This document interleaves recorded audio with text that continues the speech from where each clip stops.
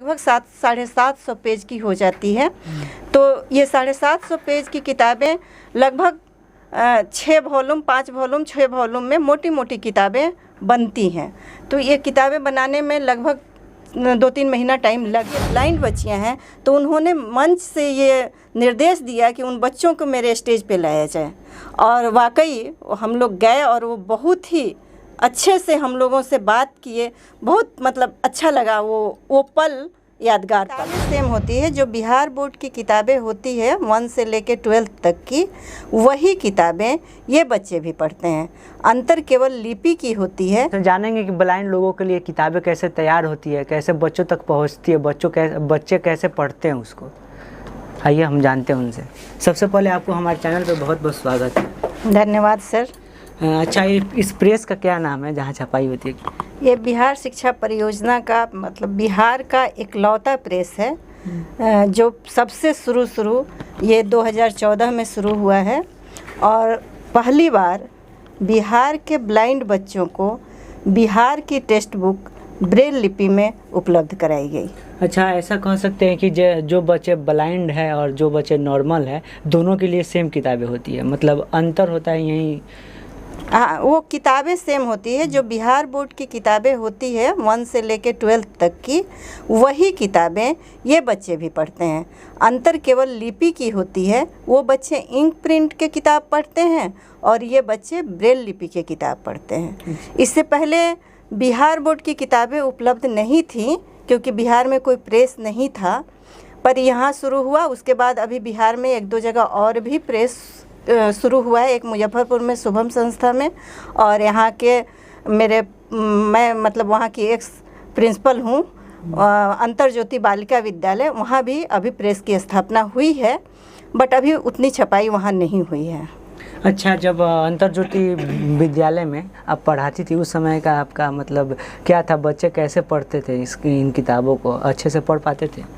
Sir, अगर कहा जाए तो उस स्कूल को स्कूल बनाने में हम लोगों ने काफ़ी योगदान दिया है, क्योंकि उसकी स्कूल की शुरुआत तो वैसे 93 में हुई थी, पर हम लोग 97 से वहाँ जुड़े थे, और वो स्कूल उस जगह पे जहाँ पे आज अवस्थित है वो 96 में आई है, और 97 से हम लोग थे। जब हम लोग ज्वाइन किए तो उस समय उस स्कूल में कुछ भी नहीं था, बच्चे थे पर कोई सुचारू रूप से पढ़ाई वगैरह नहीं था।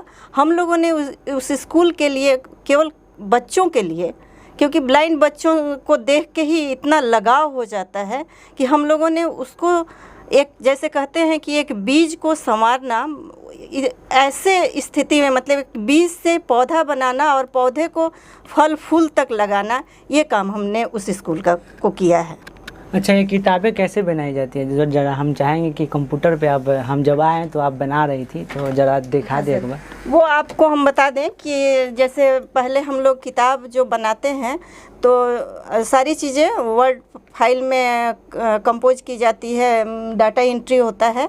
तो डाटा एंट्री का प्रोसेस वही है, पर हम लोग यूनिकोड फॉन्ट में टाइप करते हैं, और टाइप करने के बाद उसको डक्सवरी ब्रेल ट्रांसलेटर करके एक सॉफ्टवेयर आता है, और उस सॉफ्टवेयर के माध्यम से उसको ब्रेल लिपि में ट्रांसलेट करते हैं। जैसे आप मान लीजिए कि ये फाइल आपको दिख रहा है, ये ब्रेल फाइल है, ये 12th की हिंदी की बुक मैं बना रही हूँ अभी।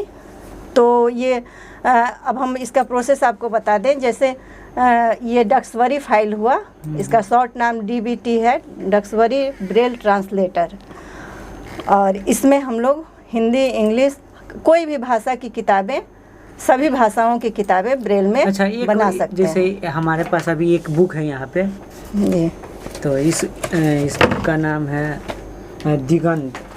तो इस कक्षा 12 की बुक है, भाग 2 है। तो इसे मतलब प्रेस में छापने के लिए अभी तक कितने दिनों का समय लग जाता है? इसमें तो टाइम बहुत लगता है, क्योंकि डाटा एंट्री में ही बहुत टाइम लगता है। ये किताब ऐसे इंक प्रिंट में है, लगभग 250 पेज की, 252 पेज की। जब हम इसको ब्रेल में बनाते हैं तो ये लगभग 700-750 पेज की हो जाती है। तो ये 750 पेज की किताबें लगभग 6 वॉल्यूम 5 वॉल्यूम 6 वॉल्यूम में मोटी मोटी किताबें बनती हैं।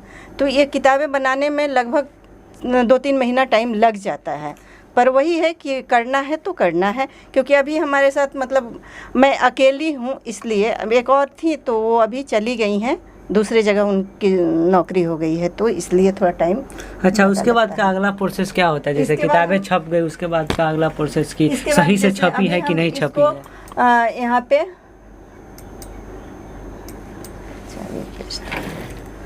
यहाँ पे ये ट्रांसलेट होके जब इस तरह से आया, तो इसको फिर हम लोग प्रूफ रीडिंग एडिटिंग करने के बाद इसका प्रिंट निकालते हैं। यहाँ पे मेरा ब्रेल प्रिंटर है, प्रिंटर से ये प्रिंट एक कॉपी निकालते हैं, फिर ब्लाइंड व्यक्ति के साथ बैठ के और उसका प्रूफ रीडिंग, फिर ब्लाइंड व्यक्ति के साथ मैनुअल प्रूफ रीडिंग होता है, क्योंकि ये टेक्स्ट बुक है और इसमें किसी तरह की गलती नहीं होनी चाहिए, इसलिए इसका डबल प्रूफ रीडिंग हम लोग कराते हैं।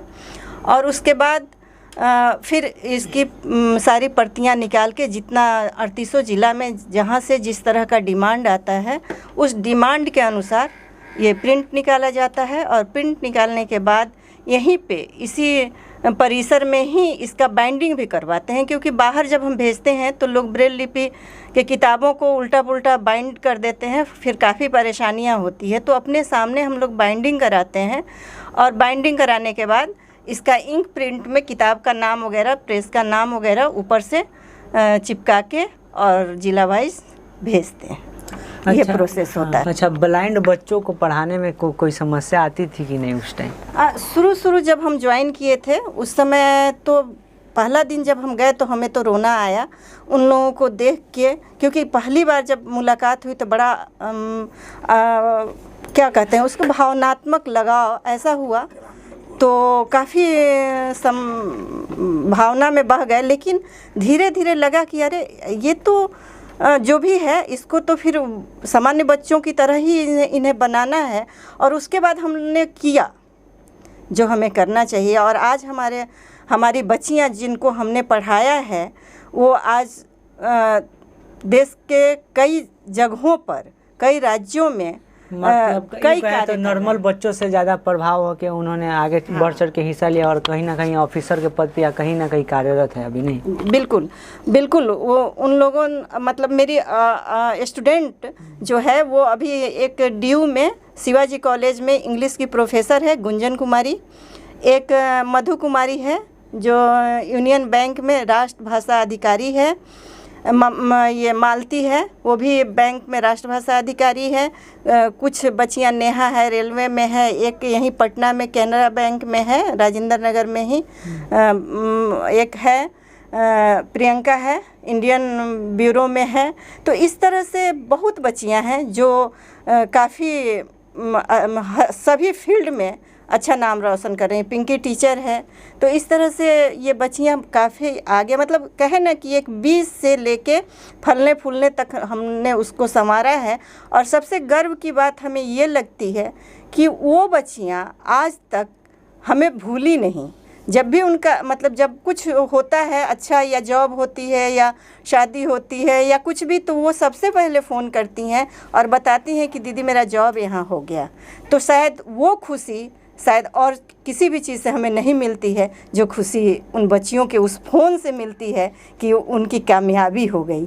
तो ये बहुत बड़ा गर्व की बात है। राष्ट्रपति द्वारा भी आपको सम्मानित किया जा चुका है, तो राष्ट्रपति महोदय APJ अब्दुल कलाम आए थे एक बार, पहली बार जब बिहार आए थे तो हमारे स्कूल में तो नहीं आए थे, but Bihar chamber of commerce में हम लोगों को बुलाया गया था और हम लोग गए थे उनके सम्मान में बच्चियों को लेके। तो हमारी बच्चियां ये राष्ट्रगान प्रस्तुत की थी, विदाई गान, बहुत सारे गान प्रस्तुत की थी।